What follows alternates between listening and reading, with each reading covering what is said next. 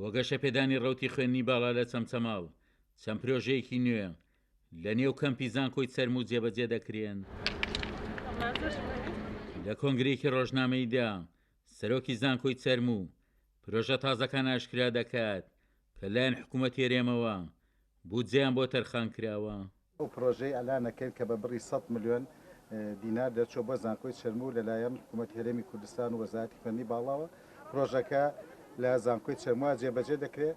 جگە لەوەی ئەمڕۆ ئەلانی چەند پرۆژەیەکی تر دەکەین لەوانە بە بڕی 209 ملیۆن پرۆژەی تاقیگەی سنتەری توێژینەوە بەشی کیمیا و بڕی تقریبان 67 ملیۆن بۆ تاقیگەی بایلۆجی و هەروەها 23 ملیۆن تەرخان کراوە بۆ نۆژەنکردنەوەی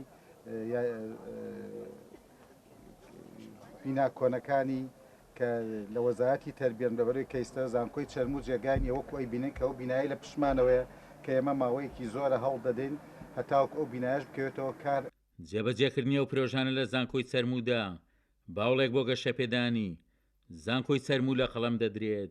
دەتوانێت سیمایەکی جوانتر بدا بە زانکۆی چەرمۆوە وا دەکات کە با بڵێن لایەنی سەوزایی لە زانکۆی چەرمۆدا زیاتر بێت بە پێی ستانداردە نێودەوڵەتیەکان و بە پێی ستانداردی پارێزگاریکردن لە ژینگە بۆیە گرنگێکی زۆری هەیە هەم بەنسبەت خوێندکاران بەنسبەت مامۆستایان و بەنسبەت فەرمانبەرانمانەوە بۆی کە لە کاتی بۆنەکاندا ئێمە زۆر جار با بڵێن ئاهەنگی تەخەڕوچەیان زۆر شتی تر هەیە کە لەبەر نەبوونی ئەم جۆرە پارکانە دەبێ بچینە دەرەوەی زانکۆی چەرمۆ بەڵام تەمەنای ئەوە دەکەین کە دانانی بەردی بناغی ئەم زانکۆیە ئەم باخچەیە لەم کاتەدا بتوانێت تەواوی ئەو پێداویستیانە بۆ خوێندکارانمان پڕ بکاتەوە. پرۆژەیەکە مەساحەیەکی سەوزایی فراوان دروستەکە لە زانکۆی ڤیەیەکی زۆر جوان ئەبەخشێ لە بینی هەردوو کۆلیژەکەیە.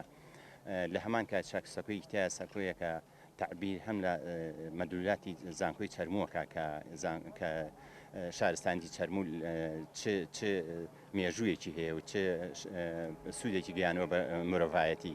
ئەم سەکۆیە ئەبێت هەم کۆبوونەوەی خەڵکانی خوێندکارەکانی زانکۆ لە دەوری ئەتوان تەسویری تا بکرێت و ئەتوانێت کۆبوونەوەی تا بکرێت و سیمیناری تا بەخشێ.